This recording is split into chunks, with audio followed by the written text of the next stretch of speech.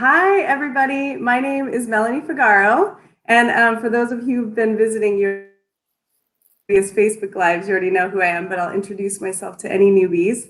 I'm with Center for Discovery Eating Disorder Programs and Discovery Mood and Anxiety Mental Health Programs. And I have the incredible, introduce yourself. Yeah, so I'm Cyndi Pulsinelli. I'm a licensed marriage and family therapist. I am in private practice, and I also support as a clinical advisor, clinical supervisor for Del Mar Outpatient and La Jolla RTC.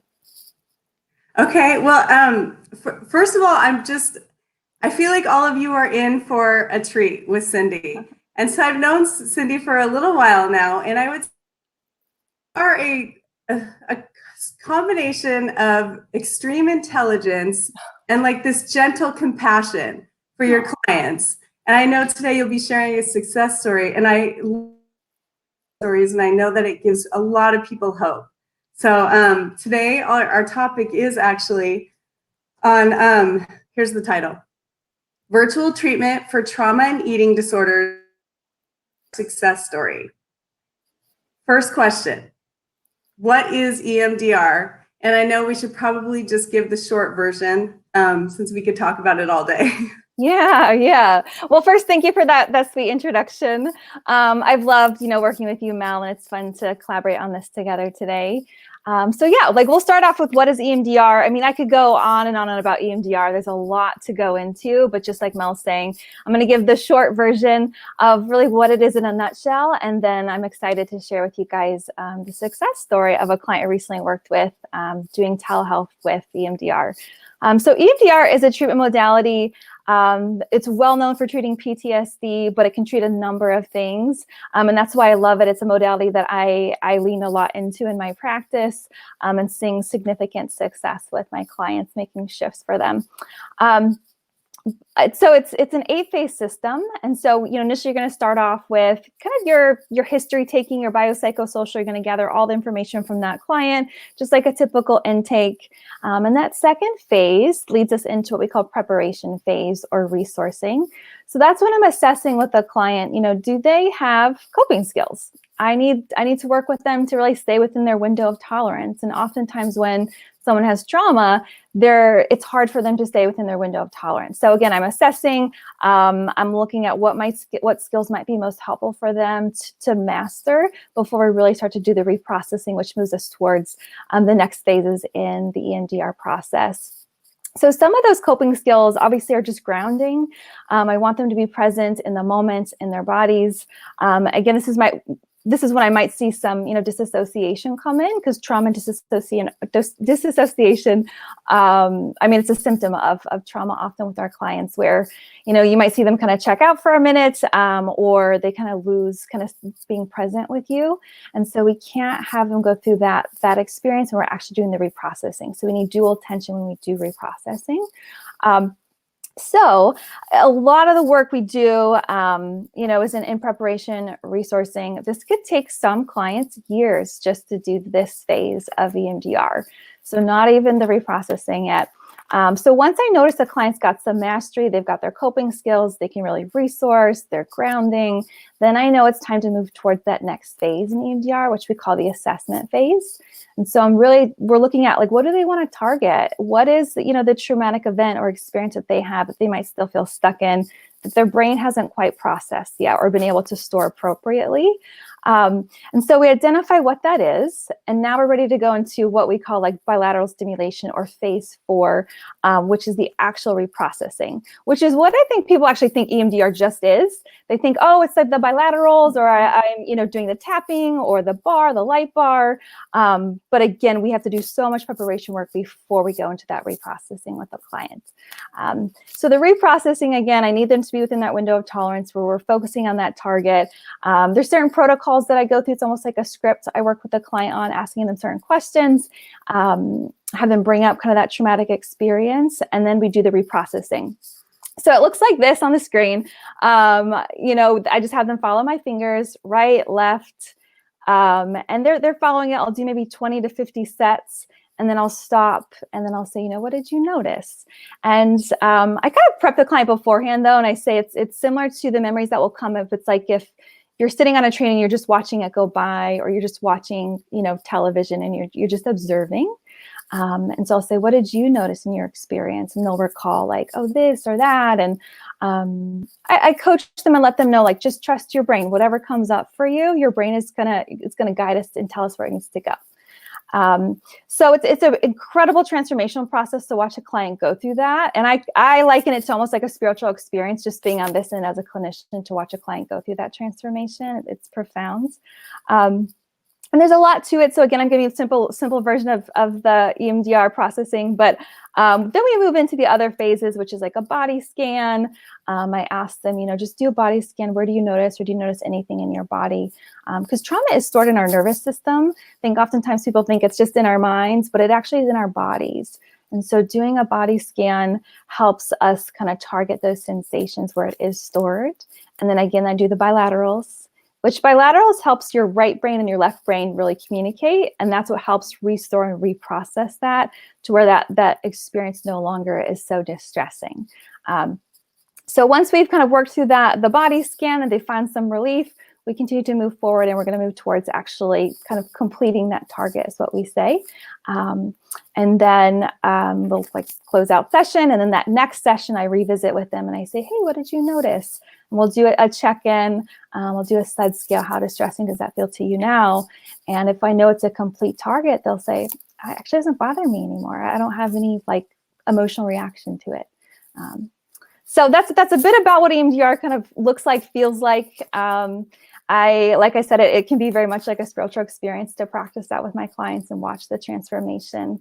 But it really sets them free from a lot of their trauma that they've been holding in their bodies for a long time. So. Yeah, I can. Breaking up, will you tell me? Oh, sorry, you just broke up a bit.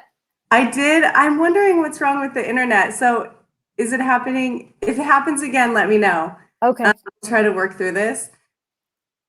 I just think, I know our clients, pretty much 100% of them have some level of trauma. Absolutely. And so in the beginning, are you even working on helping them with well, mine wasn't that bad. I don't know why, I'm struggling with trauma. Does that ever come up? Oh, all the time.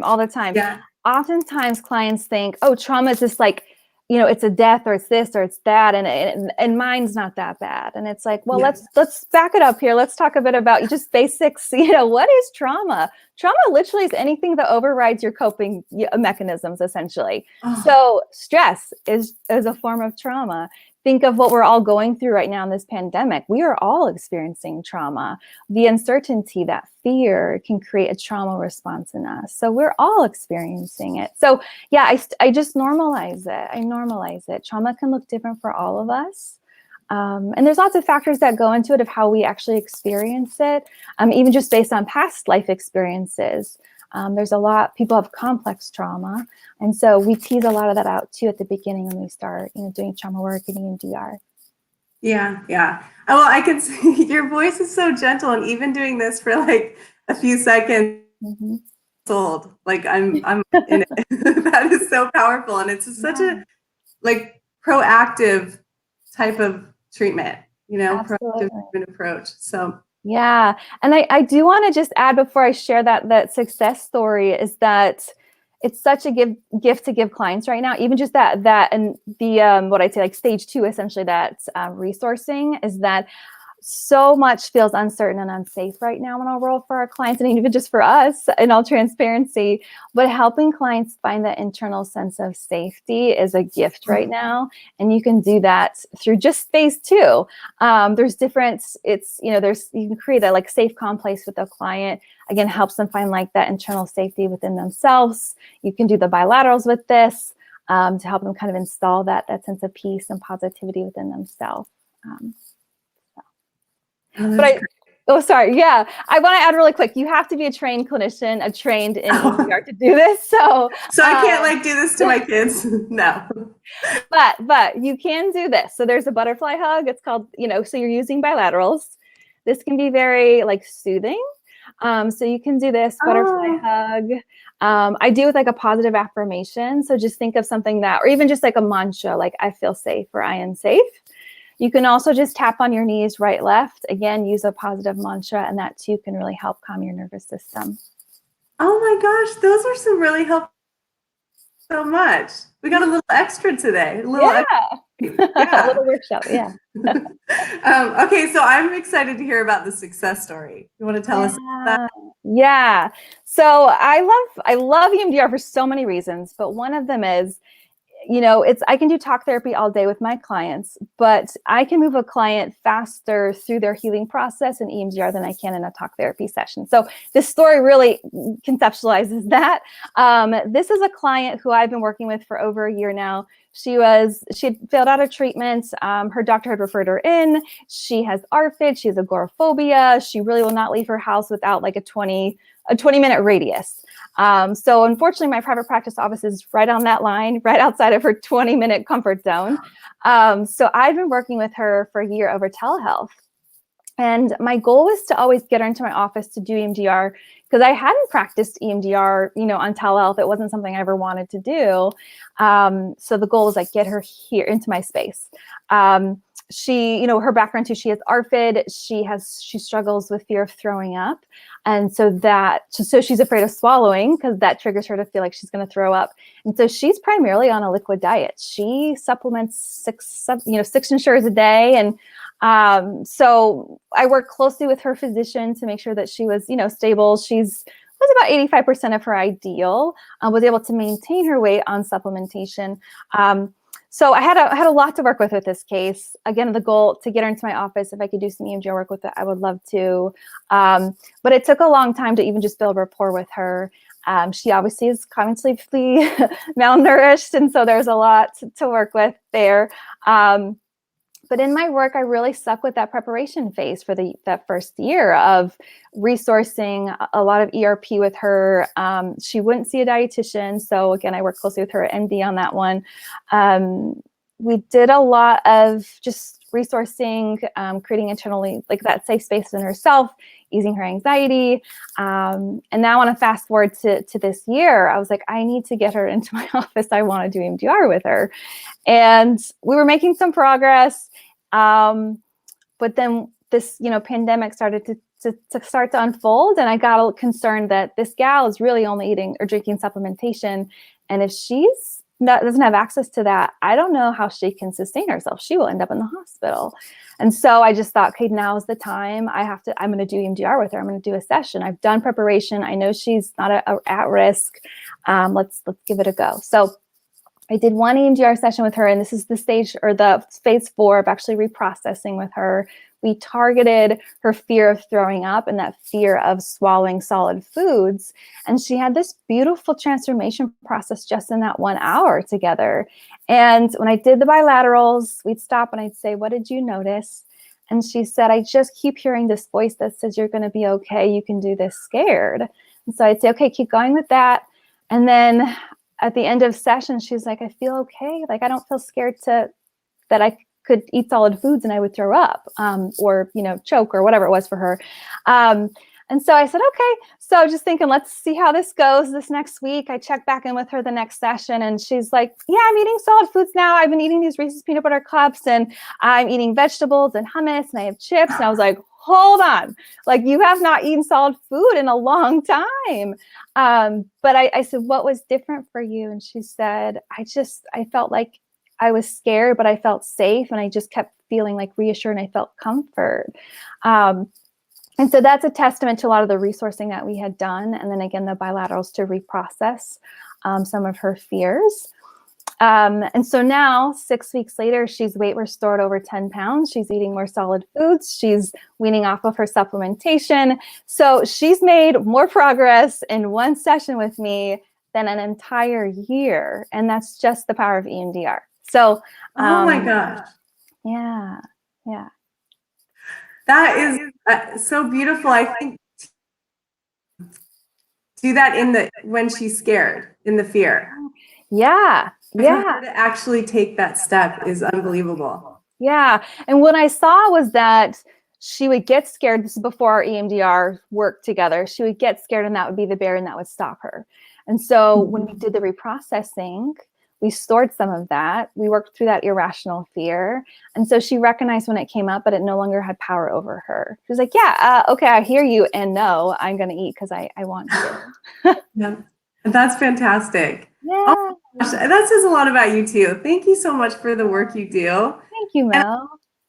Listeners to know, like, that you are a success story. You will be a success story, and just take that next step and reach out, because you deserve recovery and to discover from the eating disorder. Absolutely. Absolutely. Thank you so much. Yeah. Before we go, I just want to say we actually have another Facebook Live today. I have 2:30 with, actually, no, I think it's 12:30 with Emily Walkley, who's the program director for Del Mar PHP IOP. And she's talking about a virtual eating disorder treatment at partial and intensive outpatient levels of care. And then she's going to share a success story as well. So it'll be pretty fun. Amazing. Emily's amazing. I adore working with her. I know there will be a lot of laughter. I know this for sure. Yeah. So I'm excited. Well, everyone, thank you so much. Here's my email. Feel free to reach out. All right. Thank you. Have a great day. Bye, Cyndi. Thank you. Bye now.